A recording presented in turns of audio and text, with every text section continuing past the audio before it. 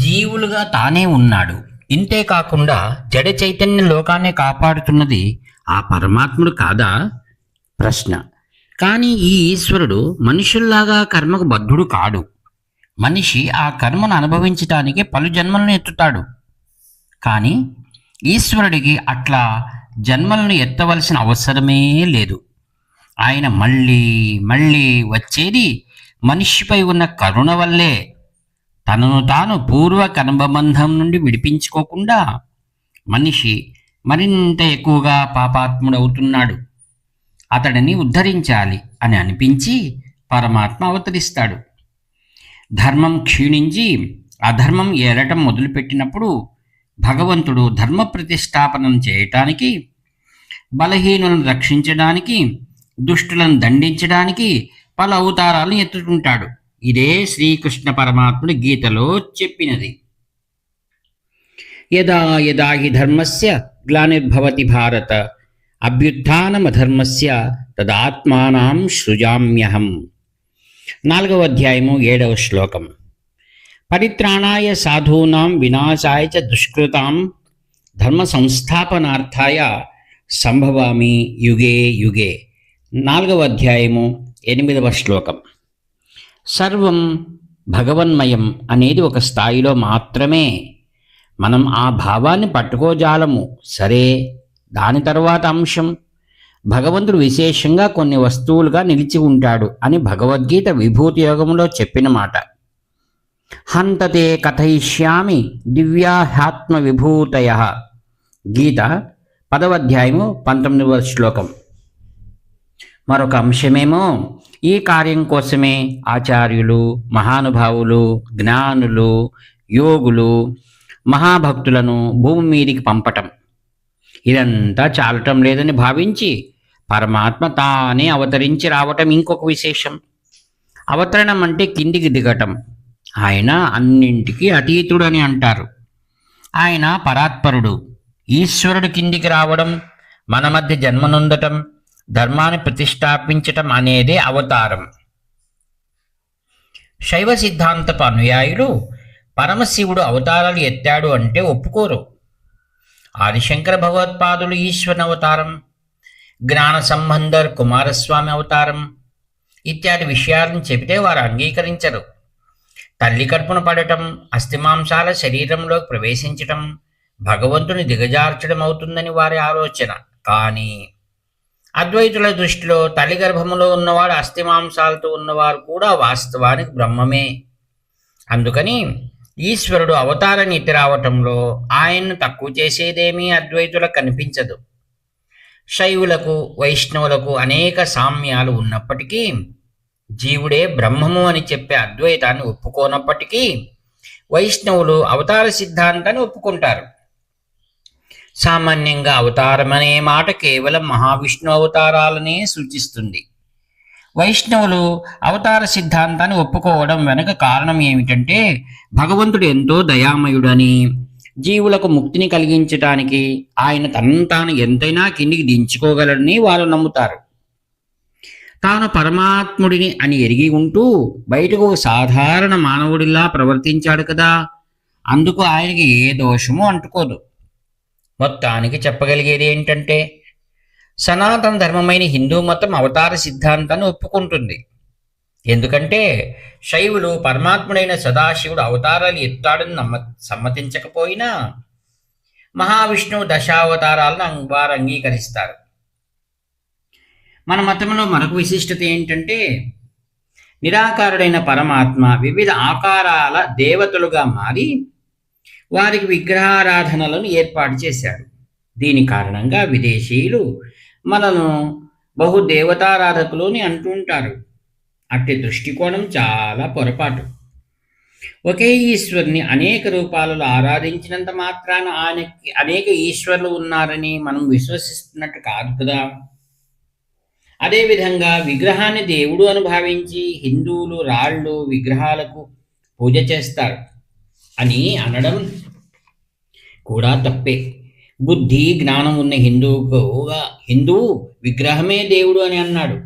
విగ్రహాన్ని అతడు ఎందుకు ఆరాధిస్తాడంటే, సర్వవ్యాపకుడైన పరమాత్మ ఈ విగ్రహంలో ఉన్నాడు. తనకు ఆయనను ఆరాధించేందుకు మనసు నిలుపుకునేందుకు సహాయపడతాడు అని ఇతడి ఆలోచన. ఏ మతంలో అయినా భక్తిని అవలంబించటం, ఏవైనా సంకేతాలను ఉపయోగించుకొని ధ్యానం చేయటం అనేది కనిపిస్తుంది. అటువంటప్పుడు హిందువులు విగ్రహారాధనను మాత్రమే రాతి బొమ్మల పూజ అని వర్ణించడం చాలా అన్యాయం. హిందూ మతం ఒక్కటే, మా ద్వారానే నిష్కృతి సాధ్యం, సర్వ హక్కులు మావేనని గుత్తాధిపత్యాన్ని ప్రకటించదు. అందుకు మనమంతా గర్వించాలి. ఎవ్వరూ ఏ దారిలో వెళ్ళినా ఒకే పరమాత్మ చేరుతారనేది మన శాస్త్రాల్లో ఒక విశాల దృక్పథం ఉంటుంది. అందువల్లే మన శాస్త్రాలు ఇతరులను మన మతంలోకి తెచ్చుకునే విధానాలను ఏం చెప్పలేదు. ఉదాహరణకు క్రైస్తవం, ఇస్లాం అనుయాయులు క్రీస్తు బోధనలను వినని వారు నరకానికి పోతారు, ప్రవక్త బోధన అనుసరించని వారికి నిష్కృతి లేదు అని చెబుతారు. వారిని చూసి మనం కోపాన్ని తెచ్చుకోకూడదు. వారు అట్లా ఆలోచించడంలో నిజాయితీగానే ఉండవచ్చు. వారికి తమ మతంలో సాఫల్య భావన ఉన్నది కనుక. ఇతర మతాల్లో ఉన్న వారికి అదే పరిపూర్ణ భావన కలుగుతుండవచ్చు అని ఒక మంచి భావనతో తమ అనుభవాన్ని పంచుకొని ఇతరులను సరిచేయాలని అనుకుంటున్నారేమో అని మనం భావించవచ్చు. బయటికి చెడుగా కనిపించే కొన్ని మార్గాలను, పద్ధతులను ఆశ్రయించి ఒక మంచి ఉద్దేశం కోసం వారు ఇతరులను తమ మతంలోకి లాగుతూ ఉండవచ్చు అని కూడా మనం భావించగలం. అట్టి సదుద్దేశంతోనే వారు దురాక్రమణం చేసి, పోరాడి, కత్తిబలంతో మత మార్పులు చేశారనేది కూడా మనం తీసుకోవచ్చు. ఇస్లాం ఎక్కువగా ఆయుధ బలం మీదే వ్యాపించింది, క్రైస్తవం ఎక్కువగా ధనబలం మీద వ్యాపించింది అని అంటారు. క్రైస్తవులు కూడా దురాక్రమణం చేశారు, కానీ మిషనరీలు చేసిన మానవత్వపు చర్యలు కూడా తోడ్పడ్డాయి. అరేబియా ఎడారిలో ఉండే ముస్లింలకు లేని డబ్బు బలం తెల్లవాడి దగ్గర ఉన్నది. మిషనరీలు విద్యా సంస్థలను, వైద్యశాలను నెలకొల్పి పేదవారిని, అట్టడుగు వర్గాలను ఆకర్షించి వీరిని తమ మతంలో కలుపుకున్నారు. మనం అటు బలవంతపు మార్గాన్ని కానీ సేవా చర్యలతో ఆకర్షించడాన్ని ఆమోదించలేకపోవచ్చు. కానీ వాళ్ళ మతాన్ని వ్యాపింపచేస్తే మనందరం విమోచనం పొందుతామని నమ్ముతారు అనేది మాత్రం మనం సందేహించవలసిన పని లేదు. మరి వారి నమ్మకం సరైనదా? ప్రశ్న. ఒకవేళ మనం క్రీస్తునో నబీనో నమ్మకపోతే శాశ్వతంగా నరకానికి పోతామా? ప్రశ్న. కొద్దిగా ఆలోచిస్తే చాలు. ఇంకెవ్వరికీ లేని ప్రత్యేక హక్కు అని పట్టుపట్టడము, తగులాడడము నిరాధారమని తేలిపోతుంది. క్రీస్తు పుట్టి కేవలం 2000 ఏళ్ళు అయింది. నబీ పుట్టి 1400 సంవత్సరాలు అయింది. మరి వారికన్నా లక్షలాది సంవత్సరాల క్రితం జన్మించి గిట్టిన వారంతా ఏమై ఉండాలి? వారి సిద్ధాంత ప్రకారం సృష్టి మొదలు నుండి పుట్టి చచ్చిపోయిన వారంతా కేవలం క్రీస్తును నబీని నమ్మిన కారణంగా నరకానికి పోయి ఉంటారు. ఈ మతాలను ప్రస్తుతం నమ్ముతున్న, అనుసరిస్తున్న వారి పూర్వీకులు, అంతేకాదు ఈ మత స్థాపకుల పూర్వీకులు కూడా స్వర్గానికి పోయి ఉండరు. వారు హిందువుల వల్లే అనేక జన్మలను అంగీకరించరు. కనీసం వారు పునర్జన్మను అంగీకరించినా పోనీలే.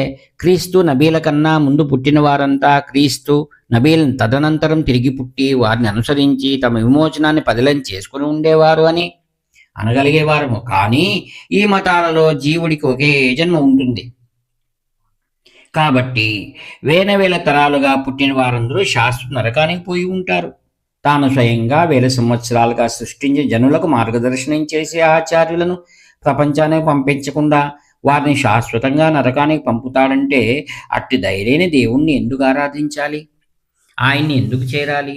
మరొక రకంగా చెప్పాలంటే అట్టి దేవుణ్ణి పొందాలనే ఉద్దేశంతో ఏర్పడిన ఆ మతాల అవసరం లేకుండా పోతున్నది. ప్రపంచంలో పలు దేశాలు ఉన్నాయి. వాటిలో వేరువేరు శీతోష్ణ స్థితులు ఉన్నాయి. ఆ వాతావరణానికి అనుకూలించే చెట్లు, చేమలు, దానిని ఒదిగిపోయే సంస్కృతి ఉంటాయి. ప్రాచీన కాలంలో అంతటా పరిడవిల్లిన వేదాలు వీరికి కావలసిన వాటిని అందించాయి. తర్వాత కాలంలో జనుల కోరికలు, ఆశలు పెరుగుతూ మారిపోతూ పోయాయి. మారిన పరిస్థితులకు అనుగుణంగా కొత్త నియమాలతో కొత్త మతాలు పుట్టుకుని వచ్చాయి. ఇప్పుడు కనిపిస్తున్న మతాలను, ఈ దేశాలలో ఒకప్పుడు ఉన్న ఇతరమైన ఇంకా పాతవైన మతాలను జాగ్రత్తగా గమనిస్తే వాటన్నింటిలో వైదిక మతం గుర్తులు కనిపిస్తాయి. భారతదేశంలో మాత్రమే ఈ ప్రాచీన మతం నిలిచి ఉన్నది. అయినప్పటికీ ఇది ఇతర మతాలను గౌరవంతో చూసింది. ఆయా ప్రజల పరిణితికి పొసగి ఈ విదేశీ మతాలు వచ్చి ఉంటాయని భావించింది. ఇవి వారికి మంచి చేస్తాయి. జీవించు, జీవించనివ్వు అనేది హిందూ మతపు అత్యున్నత ఆదర్శం. అంతేకాదు ఇతర దేశాలలో జనులకు ఆధ్యాత్మిక శ్రేయస్సును కూర్చే బౌద్ధం వంటి మతాలు హిందూ మతంలో పుట్టి బయటి దేశాలకు పంపబడ్డాయి.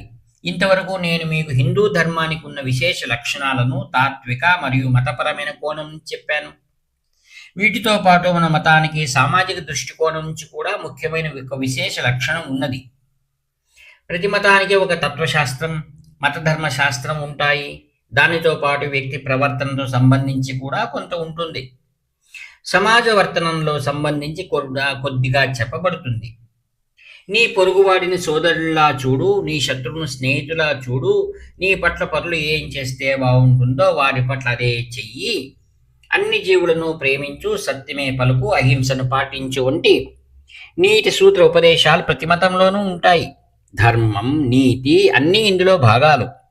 కొంతవరకు నేను చెప్పిన సామాజిక పార్శ్వం ఈ సూత్రాలలో ఉన్నది, కానీ కొంతవరకే. ఇతర మతాలలో సామాజిక నిర్మితిని సమగ్రంగా వ్యాఖ్యానించనే లేదు. అయితే కేవలం హిందూ మతంలోనే సామాజిక నిర్మితి బలంగా ప్రతిపాదించబడింది. వర్ణాశ్రమ ధర్మం చాలా విశేషమైన లక్షణంగా రూపుదాల్చింది. మొదటిది వర్ణధర్మం, రెండవది ఆశ్రమ ధర్మం. వివిధ జీవన దశల్లో వ్యక్తి ఏం చేయాలనేది ఆశ్రమ ధర్మం. మొదట చిన్నతనంలో బ్రహ్మచారిగా, గురుకులంలో గురువు వద్ద విద్యార్జన చేయాలి. రెండవ దశలో వివాహం చేసుకుని గృహస్థ జీవితం గడపాలి, సంతానాన్ని కనాలి. మూడవ దశలో వృద్ధుడైనప్పుడు ఇల్లు తత్సంబంధమైనవన్నీ విడిచిపెట్టాలి. అడవికి పోయి వేదాలు విధించిన కర్మలను మాత్రం ఆచరిస్తూ ప్రాపంచిక జీవితం నుండి విడివడి జీవించాలి. నాలుగవ దశలో అతడు వేద విహిత కర్మలతో సహా అన్ని కర్మలను విడిచిపెట్టి పరమాత్మని మీదనే మనసు నిలపాలి. ఇదే ఆశ్రమ ధర్మం. ఈ దశలను క్రమంగా బ్రహ్మచర్యం, గార్హస్థ్యం, వానప్రస్థం, సన్యాసం అని అంటారు. వర్ణధర్మం సమాజాన్ని అంతటికీ వర్తిస్తుంది. ఈ వర్ణధర్మం చాలా విమర్శలను ఎదుర్కొంది. సాధారణంగా వర్ణధర్మం అంటే కుల వ్యవస్థ అనుకుంటారు, కానీ వాస్తవానికి వర్ణం వేరు, కులం లేదా జాతి వేరు. వర్ణాలు 4 ఉన్నాయి, కానీ జాతులు అనేకం ఉన్నాయి. బ్రాహ్మణ వర్ణంలో కూడా అయ్యర్, అయ్యంగార్, రావు వంటి శాఖలు ఉన్నాయి. 4 వర్ణంలో కూడా ముదలియార్, పిళ్ళై, రెడ్డియార్, నాయగర్ మొదలైన విభాగాలు ఉన్నాయి. వేదాలలో యజుర్వేదం 3వ అష్టకం 4వ ప్రశ్నలో ధర్మశాస్త్రాలలో ఎన్నో జాతులు చెప్పబడ్డాయి. ఆ పేరుతో జాతులు ఇప్పుడు జీవించలేవు. ఏదేమైనప్పటికీ వర్ణాలు 4 కానీ జాతులు లెక్కలేనన్ని ఉన్నాయి. వర్ణధర్మం గురించిన విమర్శ ఏమిటంటే, ఇది మన మతానికి పెద్ద మచ్చ, ఎంతో క్రూరమైన వ్యవస్థ, ఇది జనుల్లో అసమానత్వాన్ని సృష్టిస్తుంది అని. కానీ కొద్దిగా నిష్పాక్షంగా లోతుగా ఆలోచిస్తే వర్ణధర్మం సమాజాన్ని వ్యవస్థీకరించడానికి ఇది సాటి లేని పరికరం అని తెలుస్తుంది. హరి ఓం తత్సత్. బ్రహ్మార్పణమస్తు. వ్యాఖ్యాత మీ ప్రియ నేస్తము నివర్తి నాగభూషణ శర్మ. హర హర శంకర, జై జై శంకర. హర హర శంకర, జై జై శంకర. హర హర శంకర, జై జై శంకర.